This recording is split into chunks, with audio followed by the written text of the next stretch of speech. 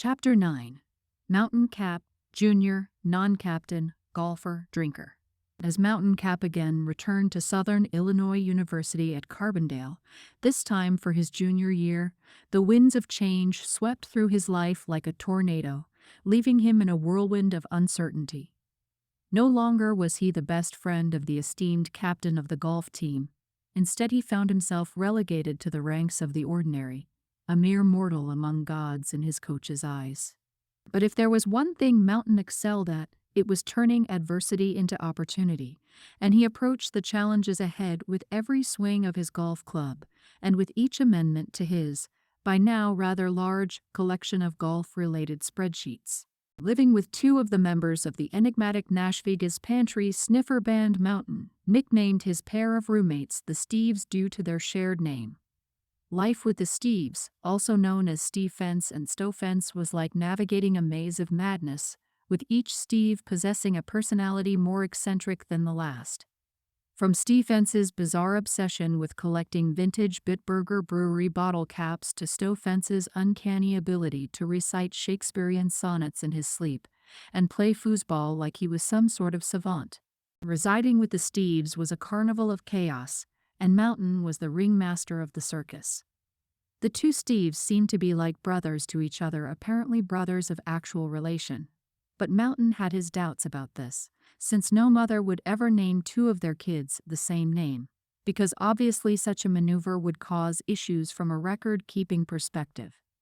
Nevertheless, Mountain never asked them about their relation. He just drank through it. But amidst the chaos of his home life, Mountain found his groove on the golf course, where his talent shined brighter than ever before. With every swing, he carved a path through the fairways and greens, leaving his opponents in awe and his detractors in despair. It was as if he was conducting a symphony of success, each stroke a note in the grand opus of his golfing destiny. Yet, for all his great triumphs on the golf course, there was still a sense of longing that lingered in Mountain's heart, a yearning for the camaraderie and companionship he once shared with his teammates. He missed the banter and camaraderie with Austin Graff in the locker room, the thrill of competition against his mentor and rival, and the feeling of being part of something greater than himself. But most of all, he missed the unwavering support and confidence of his friend. As the season progressed, Mountain found himself locked in a silent battle of wills with the new captain of the golf team, a straight-laced paragon of virtue who seemed determined to assert his authority at every opportunity, no matter how small. But Mountain refused to be bullied by his pompous posturing, and he made it his mission to show the rookie captain just how irrelevant his authority truly was. Whenever the new captain came near him, Mountain would break wind with a gusto that would put a hurricane to shame, filling the air with a cacophony of flatulence that echoed across the greens like a mighty thunderclap. It was his not-so-silent protest, a defiant declaration of his independence, and a reminder that no man, no matter how self-important, could ever control the indomitable spirit of Mountain Kapp. So he continued to play his game, each swing a testament to his resilience and determination in his never-ending battle against some of the world's largest hangovers, each victory a triumph over adversity. And though he may not have been captain, he was still Mountain Kapp, the greatest golfer outside of Austin Graff that Southern Illinois University had ever seen, Carbondale or not, drunk or sober, farting or not. Meanwhile, Austin Graff's triumphs on the developmental golf tours soon brought him within arm's reach of his coveted PGA Tour card, so he decided to make a grand entrance back into Carbondale, striding in like a conquering hero returning to his kingdom. The aura of success surrounded him like a regal cloak, and his mere presence seemed to elevate the spirits of everyone around him. Even Winston, the bagel man, a local food vendor turned celebrity, gave Austin a free bagel in exchange for his soon-to-be valuable autograph. For Mountain, seeing Austin in the flesh, basking in the glow of his achievements, was a source of pride served with a pinch of envy. He could not help but marvel at his friend's skyward trajectory, soaring towards the pinnacle of professional golf, while a small voice inside him whispered, "Why not me?"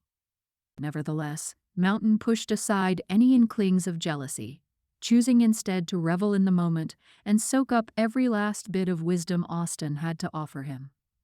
Over a lavish team dinner, the stories flowed like fine wine, each anecdote more fantastical than the last, as Austin regaled the SIU golf team with tales of his trials and triumphs out in the real world. As the night wore on, the group grew smaller and more intoxicated. Mountain, Austin, and the two enigmatic Steves next found themselves embroiled in a whirlwind of revelry. From raucous keg parties to impromptu jam sessions, they danced on the precipice of chaos, all of them living life with the reckless abandon of true adventurers. In the midst of the festivities, Mountain could not help but notice Austin's unwavering charm and magnetism, drawing people to him like moths to a flame. His ability to navigate the treacherous waters of romance with ease was surely a sight to behold, leaving Mountain both in awe and mildly amused by his friend's selective taste in partners. Austin had recently even ended a fling with a gorgeous co-ed solely because he considered her to be a bad traveler. As dawn broke over the city of Carbondale, casting a warm glow over the group of pubs known locally only as the Strip, Mountain found himself reflecting on the night's escapades with a mixture of both amusement and nostalgia. The memories he and Austin had created together, and the bonds they forged in the cauldron of their youthful exuberance, were like treasures to be cherished for a lifetime. And as Austin bid farewell, his sights set once more on his glittering future on the PGA Tour, Mountain felt a surge of determination coursing through his own veins.